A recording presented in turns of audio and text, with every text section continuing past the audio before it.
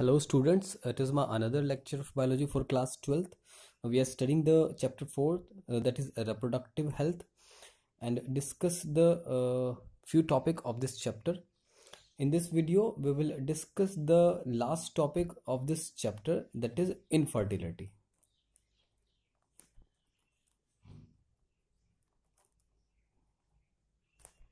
Infertility. Okay. So basically तो infertility क्या है? इनफर्टिलिटी क्या है कि the some couples which are unable to produce children are known as infertile. The couple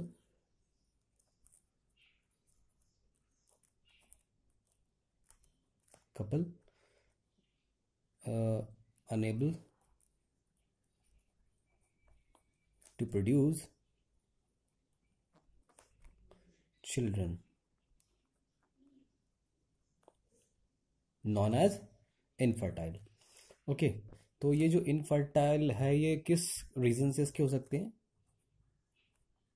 जो इनफर्टिलिटी हो जाती है तो उसके क्या रीजन क्या हो सकते हैं? तो कुछ फिजिकल रीजन भी हो सकते हैं. ठीक है, फिजिकली अगर कोई आदमी वीक है तो कोई भी ह्यूमन या फिर मेल या फीमेल जो भी है, अगर वो वीक है तो उसमें इनफर्टिलिटी हो सकती है. कॉन्जिनेटल मीन्स जन्म से ही कोई डिजीज अगर उसको है तो कुछ कॉन्जिनेटल डिजीज है, उनकी वजह से भी इनफर्टिलिटी आ सकती है. कुछ ड्रग्स वगैरह ऐसी हैं जो हार्मफुल हैं और वो इनफर्टिलिटी कॉज करती हैं या फिर उसका रीज़न बनती है. कुछ इम्यूनोलॉजिकल इफेक्ट भी रीज़न भी हो सकते हैं.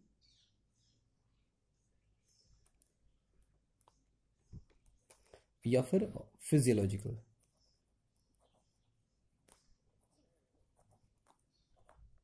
ठीक है, तो ये कुछ रीज़न है.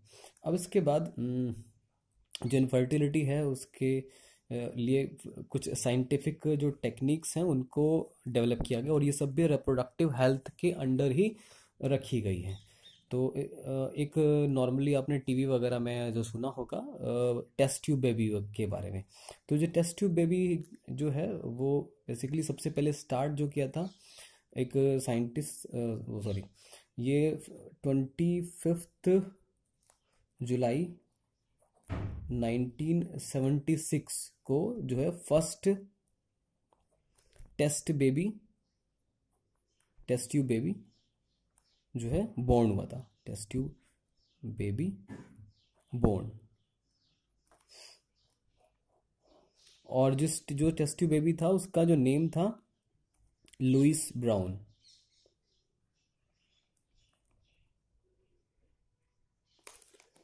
ओके, तो first test tube baby Louise Brown था और वो 25 जुलाई 1976 को बोर्न हुआ था. ठीक है, चलिए, तो ये इस यहाँ से हमने कुछ चीज़ को समझा कि इनफर्टिलिटी से बचने के लिए, इनफर्टिलिटी के लिए क्या साइंटिफिक मीजर्स हो सकते, सॉरी, साइंटिफिक वे हो सकते हैं उससे बाहर निकलने के लिए. ठीक है, तो अब जो इनफर्टिलिटी के लिए जो इनफर्टाइल जो कपल हैं तो उनके लिए कुछ साइंटिफिक टेक्नोलॉजीज यूज़ किया जाता है, टेक्निक्स यूज़ की जाती हैं. तो उनको कहते हैं ART इन शॉर्ट.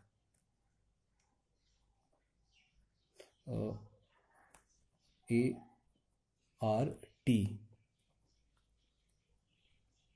असिस्टेड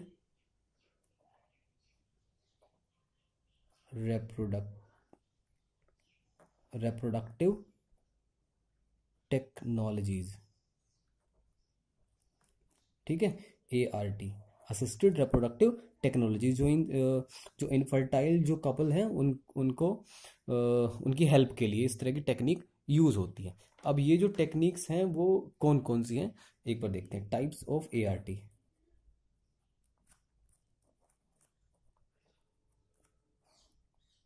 ठीक है, तो सबसे देखो कुछ इसके एग्जाम्पल एक बार देखते हैं.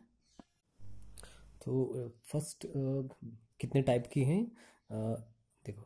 नंबर 1 इन IVF, ये सबसे ज़्यादा पॉपुलर है. In vitro mean the full form of this in vitro fertilisation.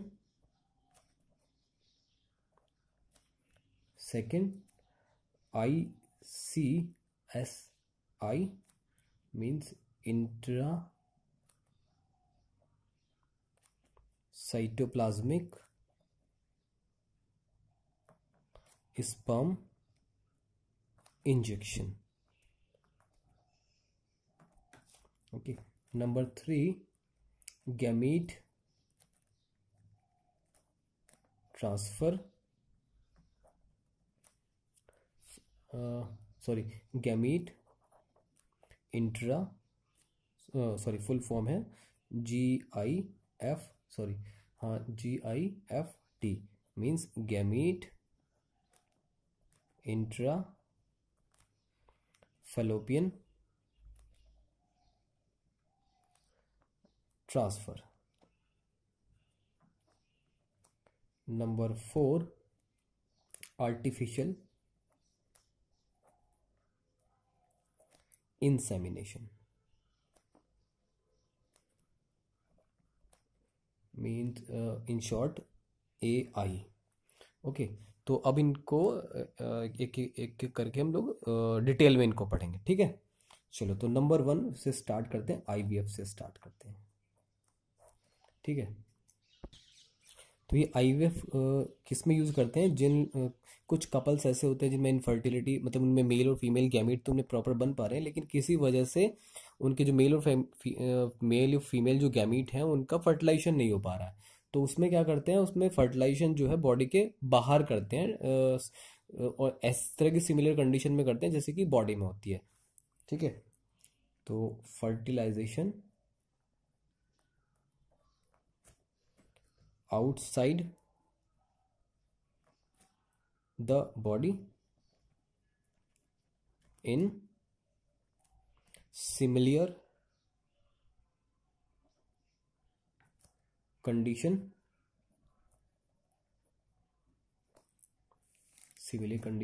as present as in the body. तो बॉडी में जिस तरह की कंडीशन होती है कुछ इस तरह की कंडीशन प्रोवाइड की जाती है और तब फर्टिलाइजेशन किया जाता है. फर्टिलाइजेशन के बाद जो जाइगोट जो डेवलप होता है उस जाइगोट को बॉडी के अंदर ट्रांसफर कर देते हैं.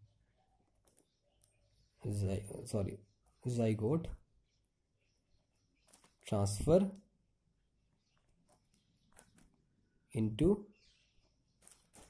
Fallopian tube.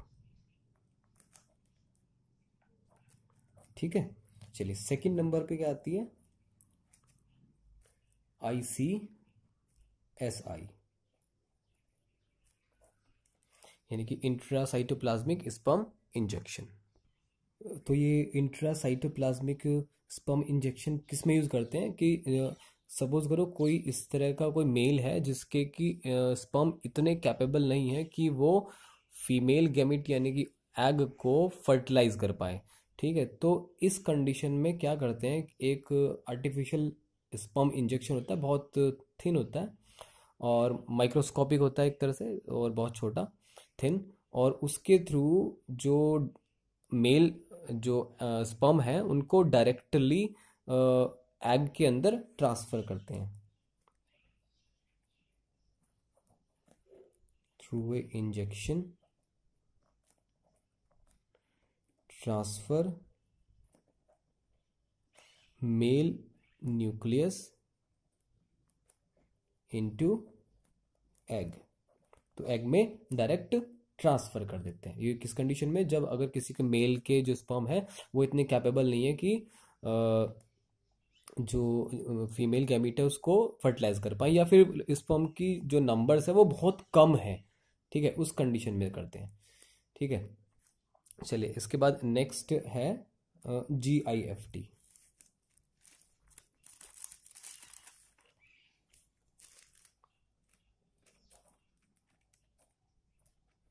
GIFT full form gamete intra fallopian transfer. तो ये किस कंडीशन में करते हैं? अगर कोई कपल है उसके उसमें जो गैमीट्स नहीं बन पा रहे हैं, चाहे मेल है या फिर फीमेल है, अगर उसमें कोई प्रॉपर नहीं कोई गैमीट्स नहीं बन पा रहे हैं तो डायरेक्टली क्या करते हैं, गैमीट्स को किसी डोनर से गैमीट लेकर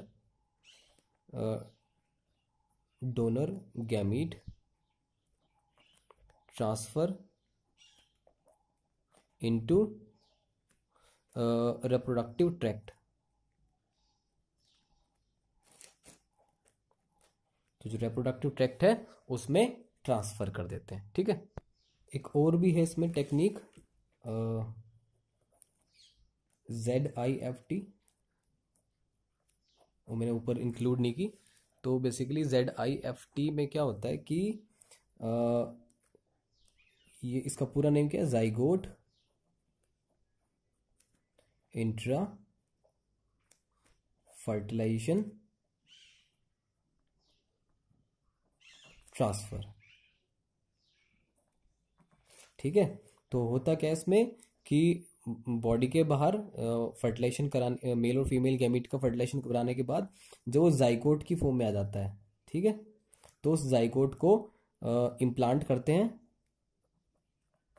डायरेक्टली इनटू यूट्रस।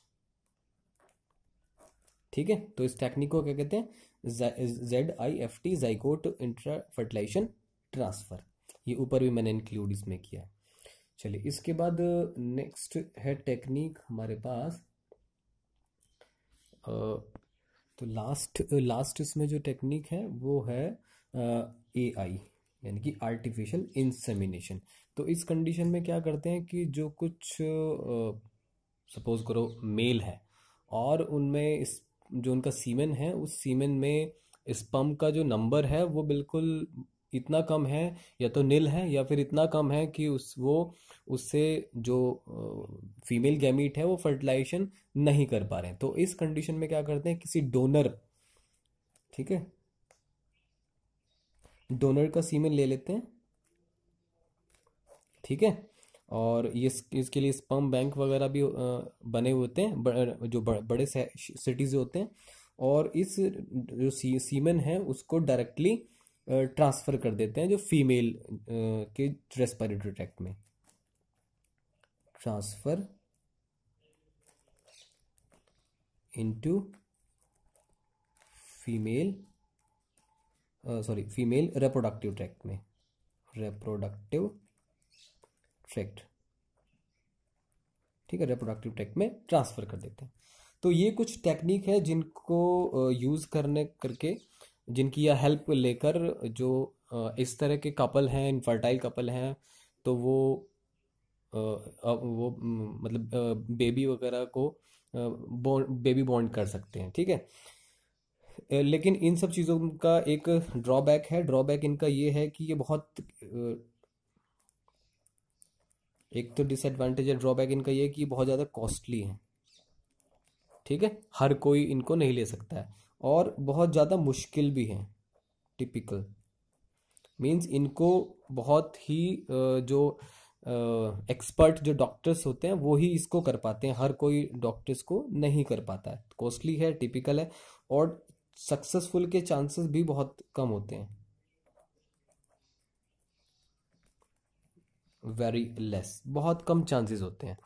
ठीक है, तो इसके लिए सबसे अच्छा अगर तरीका है तो तरीका सबसे अच्छा ये है कि अडॉप्शन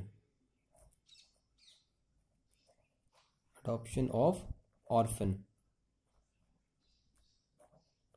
तो अगर कोई ऑर्फन बच्चा है, ऑर्फनेज जैसे होते हैं अनाथालय वगैरह, तो वहाँ से किसी बच्चे को ले लें, दैट इज़ मच बेटर, तो वो ज़्यादा अच्छा होता है। ठीक है, इसमें ये सब कॉस्ट वगैरह भी नहीं पड़ेगी, किसी तरह का कोई रिस्क भी नहीं रहता है। तो इन सारे टेक्निक को यूज़ करने से पहले जो भी इनफर्टाइल कपल है उनकी एक प्रॉपर काउंसलिंग होनी चाहिए, जिससे कि उनको सही टेक्निक उनको प्रोवाइड की जा सके, या फिर जो उनको बेटर जो तरीका है वो उनको बताया जा सके। ठीक है, तो फाइनली इस टॉपिक के साथ ये चैप्टर हमारा कंप्लीट हो जाता है। अब नेक्स्ट वीडियो में हम लोग नेक्स्ट चैप्टर स्टार्ट करेंगे। Thank you.